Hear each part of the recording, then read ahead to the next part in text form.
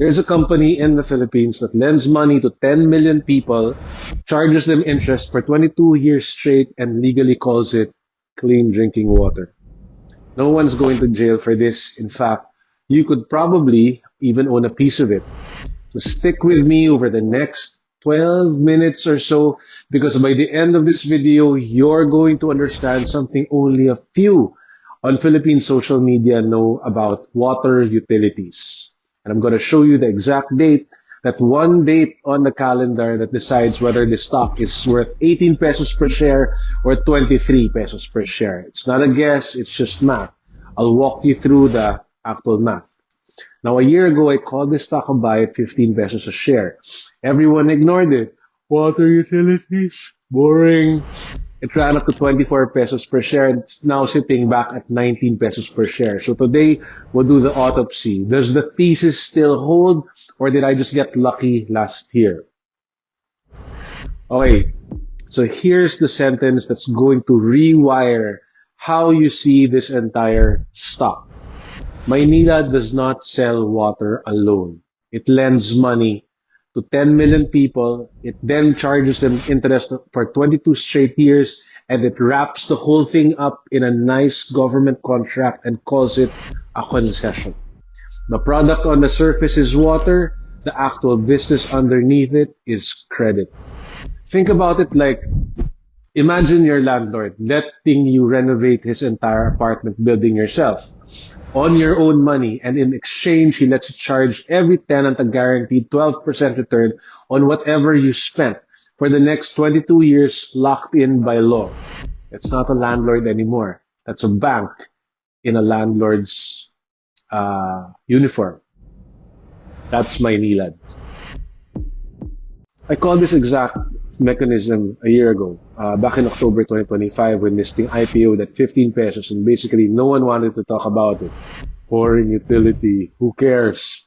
Well, since then the stock ran past 24 pesos, and it's cooled off, sitting at about 19 pesos now. So this isn't hindsight, it's me showing my work in public before and after. Okay, so learning time. Stay with me.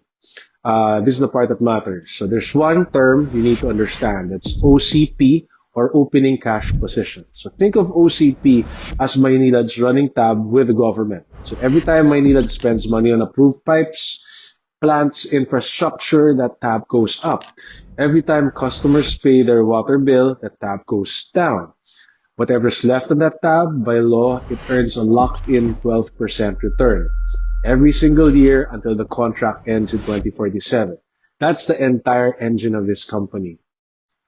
You spend more, the tab grows. You collect more, the tab shrinks.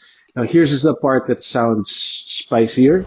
That 12% doesn't just apply once and reset. If Maynilad hasn't gotten paid back yet because the bills haven't caught up, that unpaid amount keeps earning 12% too. Interest building on interest. You know what that actually means? It means Maynilad can't lose money by waiting. Slow paperwork doesn't shrink the return, it just delays it.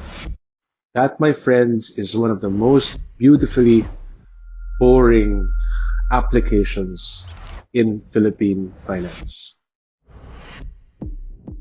Here's where it gets trickier. Everyone quotes this number, 183 billion pesos. That's supposedly what Maynilad is owed. It's not official. That 183 billion is Maynilad's own internal estimate. It's called the internal cash position, or ICP, a placeholder. The actual government confirmed audited number, the real OCP, was only 100.4 billion. 100 billion confirmed, 183 billion estimated. That gap right there, that's the entire plot of this movie. The next official check-in, it's called the rate rebasing, lands in 2027. It's next year. That's the year we find out how much of that 183 billion estimate becomes real, government-approved fact. And look, history is on the side of Maynilad, actually. Historically, almost very little has been rejected whenever they apply for capex, but almost nothing isn't exactly nothing. In between 2013 and 2017, Maynilad and the regulator went to war over this exact same thing. It wasn't clean. They gave up 6.7 billion in claims to settle it. And separately, the Supreme Court told them they couldn't pass their corporate income taxes into your water bills anymore. So the 12% is real. It's just not untouchable. That's why 2027 matters more than any headline you'll ever read about this stock this year. And look, before you start picturing some guy in a suit twisting a mustache, here's what the math misses. That 12% isn't just a number on the spreadsheet. It's compensation for taking over a concession that was genuinely struggling in its early years and turning it into something that now reaches millions more people with better water, better water pressure, better reliability, and wastewater coverage that barely existed before. So whatever you think of the financial mechanics, the water actually reaching more taps today, that's the real freaking deal. Okay, now for the exciting part. The part where this company prints money in a way most investors are completely sleeping on. Every water utility on earth loses water. Old pipes leak, people steal it, it's called non-revenue water, or NRW for short. Here's why this matters so much. Once the water's already been treated and pumped through the pipes, Maynilad has already paid for it. And whether it reaches your tap and gets billed or leaks out of a 100-year-old pipe into a rice field somewhere, this costs Maynilad the exact same amount. So every leaking liter they manage to recover and actually bill for you, that's basically found money. And the numbers here are wild. NRW dropped from 40.8% down to 29.7% in just 2 years. In the first half of this year, they fixed 36,000 leaks and replaced 62 kilometers of ancient pipe. Bam!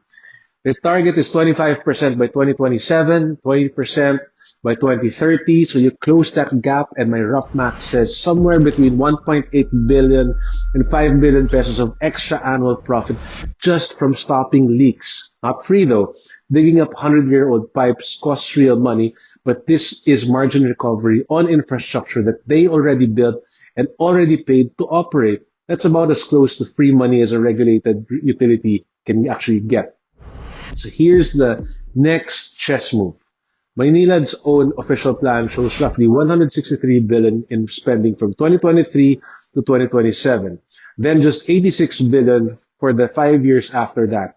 Roughly half. Now I have to flag this. That 86 billion peso figure isn't locked in yet. It still has to be negotiated within the regulator, the regulator's lab for asking more infrastructure spending, not less. So treat that as a starting point, not the gospel.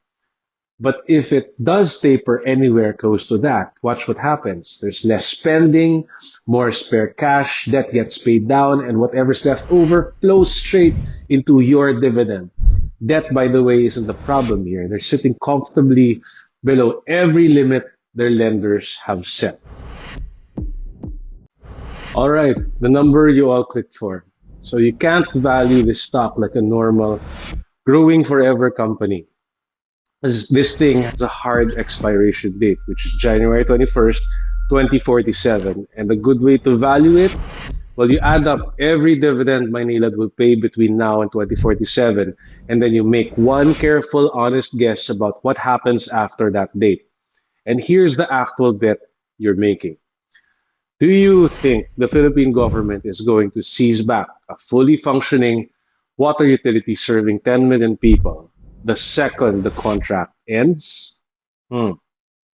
History says no, and frankly, it wouldn't even be in the government's own interest to do that. You run the math, assuming there's a 75%, roughly 75% chance this thing gets renewed, add up the dividends and add a fair terminal value, and fair value lands near 23 pesos a share. Now, assume government just walks away, no renewal, nothing, and that number drops to about 18 pesos per share.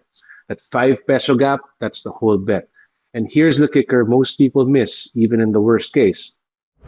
The worst case, the infrastructure doesn't just vanish. It gets handed over to the government, and by extension to you, because the customer already paid off 2 decades of your own water bill.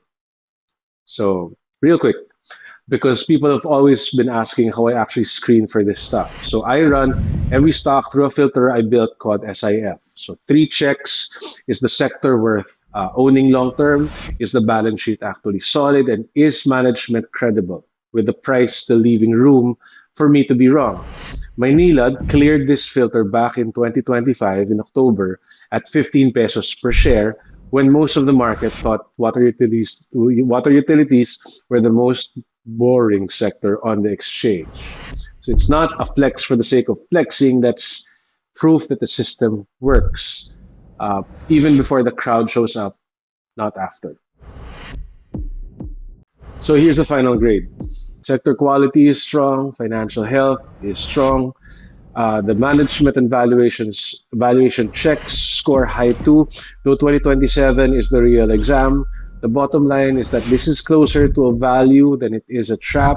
The safety margin is thinner than it was at 15 pesos, sure, but the odds still favor the bulls. So I'm watching three numbers over the next year and a half. Leak rates going down to 25%, profit margins holding at 70%, and 2027 actually playing out.